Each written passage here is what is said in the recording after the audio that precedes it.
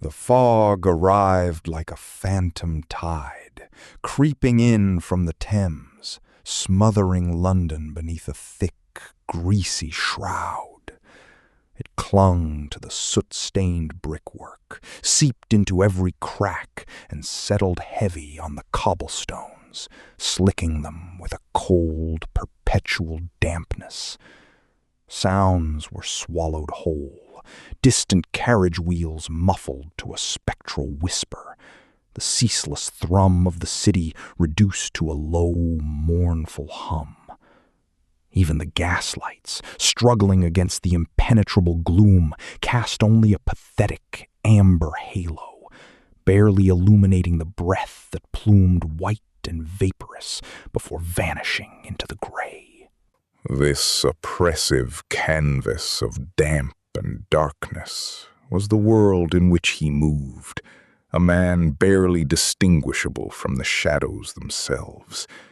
His name, if anyone remembered it, was inconsequential. He was a Tosher, one of London's subterranean scavengers, driven by a hunger that gnawed deeper than the chill in his bones. His clothes, stiff with grime and damp, offered little warmth, but they were familiar, a second skin. His gear was meager, a stout canvas sack slung over one shoulder, an iron-tipped pole clutched in a calloused hand, and most vital of all, a battered tin lantern, its wick already trimmed, waiting for the spark that would bring a fragile beacon into the absolute. He paused, not for rest, but to listen, his breath rasping softly in the cold air. The spot was chosen with practiced precision, a quiet side street near the docks where few eyes would linger. With a grunt, he knelt, the rough fabric of his trousers scraping against the wet stone. His fingers, stiff with cold, found the narrow gap, then grasped the heavy iron ring embedded in the grate. The metal was icy, sharp, biting into his flesh. With a surge of strength born of desperation, he heaved. A groan of rusted iron protesting its disturbed rest, a grating sound that momentarily pierced the fog's muffling effect. Then the lid lifted, revealing not merely an opening, but a yawning maw. The air that rushed forth was a physical blow, a dense, suffocating exhalation from the city's hidden gut. It wasn't merely the damp earth and stagnant water.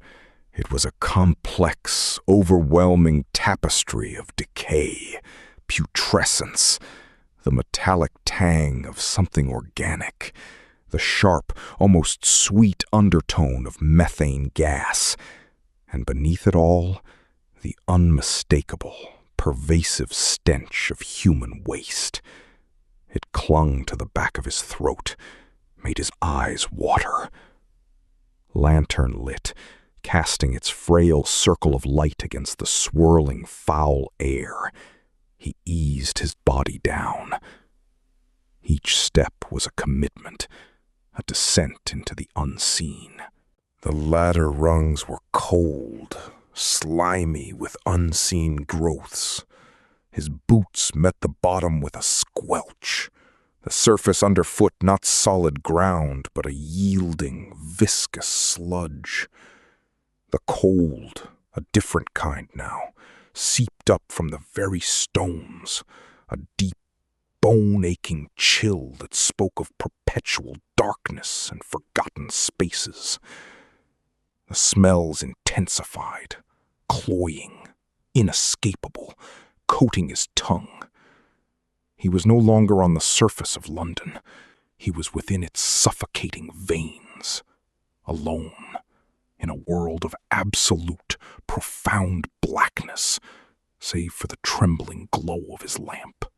The lamp's weak light barely pierced the immediate gloom, but as he pushed forward, The true scale of this subterranean world began to reveal itself.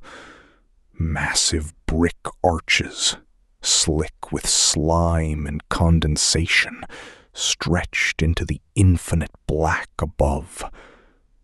The passages varied wildly, some wide enough for a man to stand tall and walk, others narrowing into claustrophobic crawls where brick pressed in from all sides, forcing him to hunch, to stoop, his shoulders brushing the slimy walls.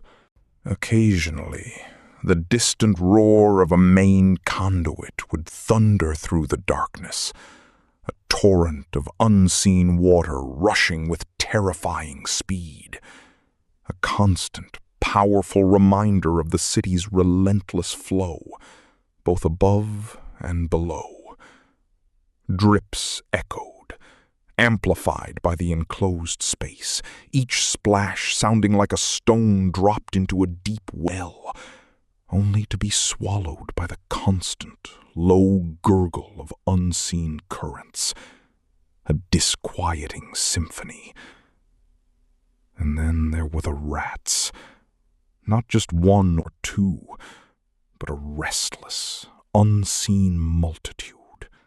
Their scuttling feet whispered across the brickwork, splashed through the shallow water at the edges, and sometimes their red eyes would catch the lamp's beam, tiny pinpricks of malevolence, before they vanished back into the blackness from which they emerged. Each step was deliberate, a slow, shuffling rhythm as he navigated the uneven floor. The water might be ankle-deep or suddenly knee-deep, concealing unseen drops or treacherous debris. His patched trousers were already soaking, clinging to his legs. The lantern, held low, swung gently, its frail light dancing across the filth, highlighting bits of detritus and the endless, slimy expanse. His eyes, trained by countless hours in the dark, scanned not just the path ahead, but the very edges of the water, the small banks of sludge that formed where currents slowed. From his hand, the iron-tipped pole, his most vital tool, extended forward. It was an extension of his senses, probing, sifting. He plunged it into the soft accumulations of debris that gathered in eddies and around obstacles, feeling for a resistance that wasn't just mud or decaying organic matter. He drew it back, sometimes revealing nothing but a tangle of hair and rags, other times a small dark shape. He ran the pole along the low, wet banks where objects, heavier than the general muck, might have settled. It was a patient, methodical dance, a slow negotiation with the darkness and the refuse of an entire city. Most of the time it yielded only broken pottery shards, splinters of bone, or waterlogged wood. But then, occasionally, the pole would connect with something different, a faint clink or a distinct weight. A careful scoop, a quick rinse in the less foul water, and the object would be revealed. A lost button, perhaps brass, tarnished but recognizable.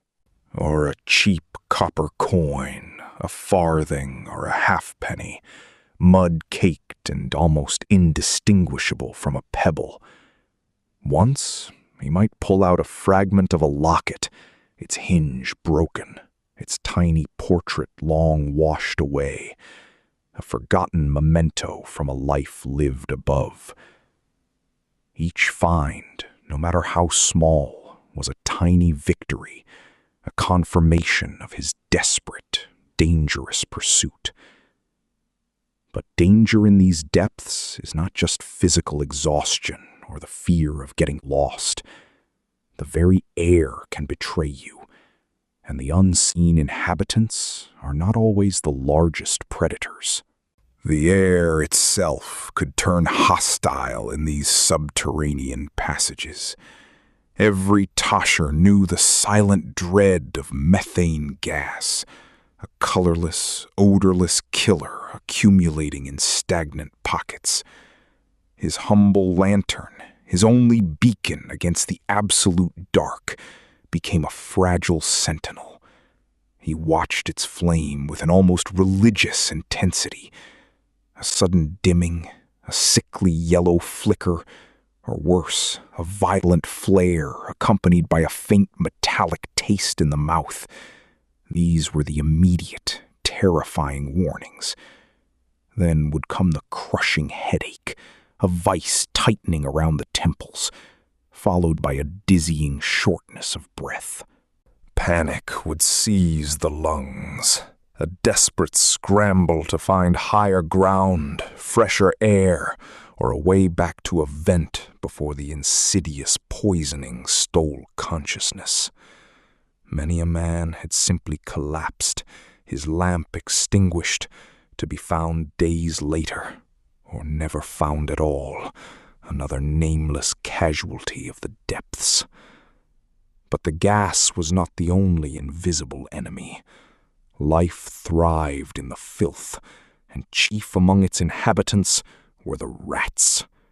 They were everywhere, sleek, bold, and seemingly numberless. Their tiny, glittering eyes caught the lantern's beam for a fleeting second before they vanished into the crevices of the brickwork or scurried across the slippery floor. The constant scuttling, the rustle of their movements just beyond the light's reach, was a maddening soundtrack to the Tosher's solitary vigil. They were not merely pests. They were a living, biting threat. A scratch, a nip in the dark, could fester into a deadly infection, for these creatures carried the very diseases that plagued the city above. The fear of a sudden swarm, of being overwhelmed in a narrow passage, was a primal terror. And then there was the water. Always the water. It was the lifeblood of the sewer, but also its most unpredictable and terrifying force. A distant, low rumble, growing steadily into a roar, the sound of a storm surge from the city streets above, a sudden cloudburst transforming drains into raging torrents. Water levels could rise with terrifying speed, turning a placid stream into a dangerous, churning river. The Tosher had to be constantly vigilant, listening for any change in the water's tempo, knowing that a flash flood could sweep him off his feet, carry him into an unknown abyss, or trap him in a cul-de-sac as the water climbed relentlessly towards the vaulted ceiling. Stories were whispered among the few remaining Toshers of men swallowed whole by such surges, their lanterns vanishing like forgotten stars, their bodies never to be recovered from the dark, churning currents. Drowning was a common, brutal end for those who sought their fortune in London's subterranean veins, their desperate hunt concluding in a watery, unmarked grave. Yet, even amidst such relentless peril and profound isolation, there is always the persistent glimmer of hope, the elusive treasure that could change everything, if only for a night. In the suffocating darkness, with the stench of the sewer clinging to every breath, this hope manifested as the faint glint of something unnatural in the debris. The Tosher's eyes, adjusted to the gloom, constantly scoured the banks of waste, the shallow currents, and the accumulated filth that clogged the channels. Most often, The finds were pitiful.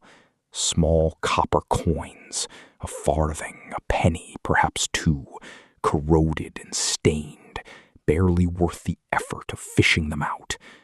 Sometimes a lost buckle, a cheap button, or a broken ceramic trinket would emerge, items deemed worthless by the world above, yet painstakingly collected here. The occasional silver piece, a threepenny bit, or even a sixpence was a rare delight, a moment of fleeting gratitude. And sometimes, nestled amongst the rot, the skeleton of a discarded pocket watch, its gears long seized, might surface. The Tosher possessed a practiced eye, born of countless hours spent sifting through the city's discarded remnants. He would pluck a promising object from the muck, cleaning it roughly against his damp trousers or with a smear of fingers, examining it by the weak, flickering beam of his lantern. There was an informal geography to his hunt, a knowledge of which wealthy streets lay above, which busy market squares, which tenement blocks. He could often deduce with surprising accuracy what sort of items might tumble through the gratings in specific sections of the labyrinth. Then there were the true prizes, the heart-stopping moment when the lantern's glow caught the undeniable gleam of gold, not copper. A ring, perhaps, slipped from a cold, gloved finger, or a small jeweled brooch torn from a fine lady's coat during a hurried carriage ride. In that instant, the crushing weight of the sewer, the cold, the fear, the hunger, would momentarily lift, replaced by an intense, fleeting surge of desperate hope. This was the dream, the promise that drew men into these foul depths, the chance of a single discovery that could buy a warm meal, a measure of gin, or a night's shelter from the relentless London rain. But even such a find offered only a temporary reprieve. Once on the surface, the treasure had to be sold. There was no official market for sewer finds. Instead, the Tosher would navigate the shadowy alleys, seeking out fences, unscrupulous dealers who knew the desperate circumstances of their sellers, or perhaps a less than reputable pawn shop. The prices paid were always meager, a fraction of the item's true value, just enough to sustain life for another day or two, perhaps to buy a loaf of cheap bread or a small portion of meat. It was a cycle of desperate labor, fleeting hope, and quick, inadequate returns, a constant struggle against the tide of poverty.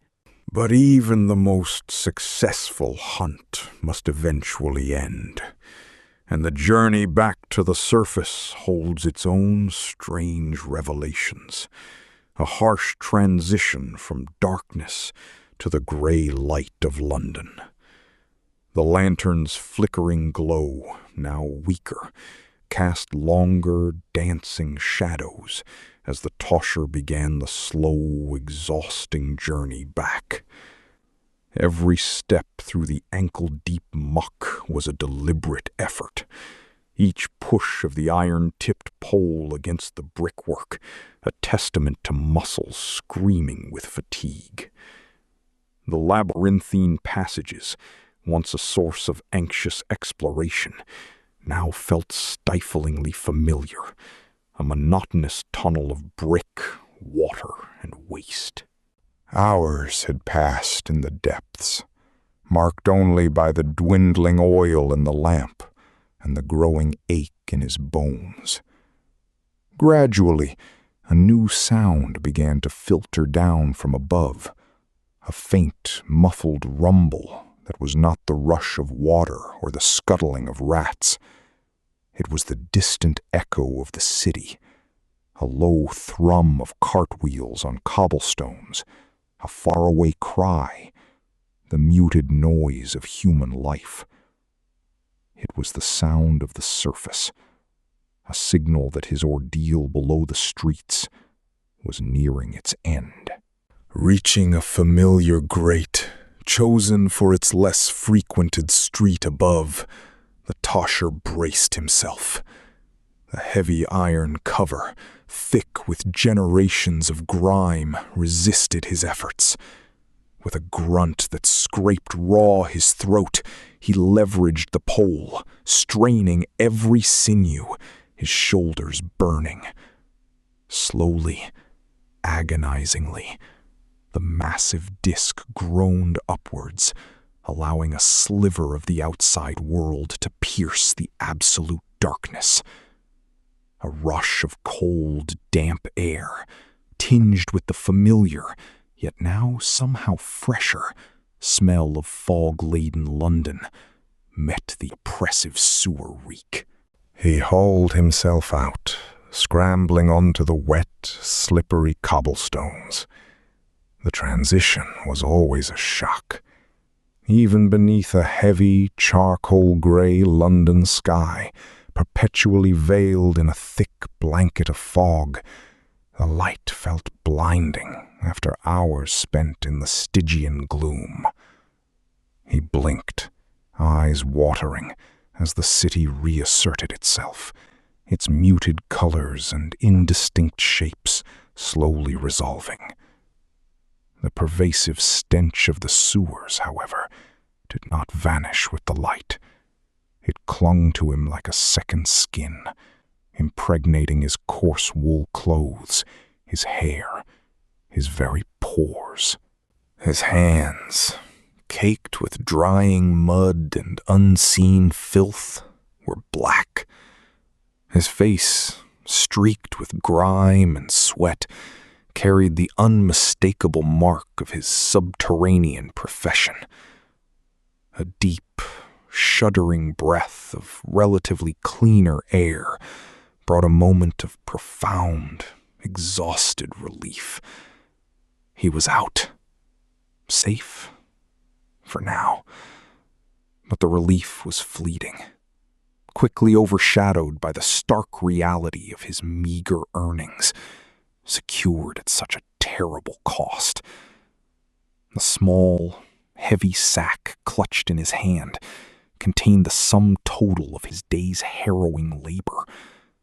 Enough, perhaps, to ward off hunger for another day, maybe even two. Yet, as the fog swirled around him, blurring the harsh lines of the tenements, the certainty of repeating the cycle weighed heavily. Tomorrow, or the day after, hunger would gnaw again, and the dark mouth of the sewer would once more beckon. The air above ground might be damp and cold, but it could never truly cleanse the Tosher. The depths had claimed more than just his time and strength. They had etched themselves onto his very being, leaving an indelible mark. Long-term health consequences were a grim certainty for men like him. The constant inhalation of foul, methane-laden air within the sewers gnawed at the lungs, leading to chronic coughs, persistent wheezing, and ultimately a slow, suffocating decline. The ever-present dampness seeped into bones and joints, fostering aches, rheumatism, and a pervasive chill that no fire could fully banish. Skin, perpetually exposed to filth and contaminated water, was riddled with sores, rashes, and the threat of festering infections carried by the ubiquitous rats. And beneath it all, the relentless struggle against malnutrition, the meager earnings rarely providing enough to stave off the gnawing hunger that drove them back into the dark. This physical deterioration was mirrored by a profound social ostracization. Toshers were, to Victorian society, dirty, suspicious figures existing on the absolute fringes. Their pungent odor, clinging to their ragged clothes and skin, served as an invisible barrier, marking them as untouchable. They were often indistinguishable from beggars, vagrants, or petty criminals, viewed with a mixture of fear, disgust, and profound pity. No decent person would willingly associate with them, their very presence a reminder of the city's unseen, unspeakable underbelly. Yet, despite this scorn, Toshers played an unacknowledged, essential role in London's hidden economy. They were the silent, solitary processors of the city's waste, reclaiming lost items that would otherwise be swallowed forever by the subterranean currents. Every buckle, every coin, every dropped trinket they salvaged represented a tiny fragment of wealth retrieved, a small disruption in the relentless flow of urban decay. Without them, even more would be truly lost, contributing to the stagnant refuse beneath the streets. But their contributions, like their lives, remained largely unseen and uncelebrated. The ultimate fate of many Toshers was an early death, often succumbing to the diseases bred in their workplace, or vanishing without a trace into the very depths they plundered. Their existence was a brief, brutal flicker, their lives fading into anonymity beneath the towering progress and glittering facade of Victorian London. They were the forgotten, their stories untold, their struggles buried deeper than the sewers themselves.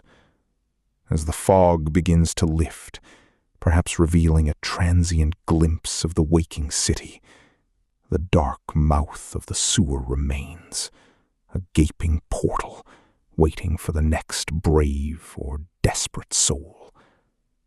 It stands as a stark, enduring symbol of London's vast, hidden infrastructure, built not just with brick and mortar, but with unseen labor, profound human struggle, and the indelible marks left upon those who dared to plumb its depths.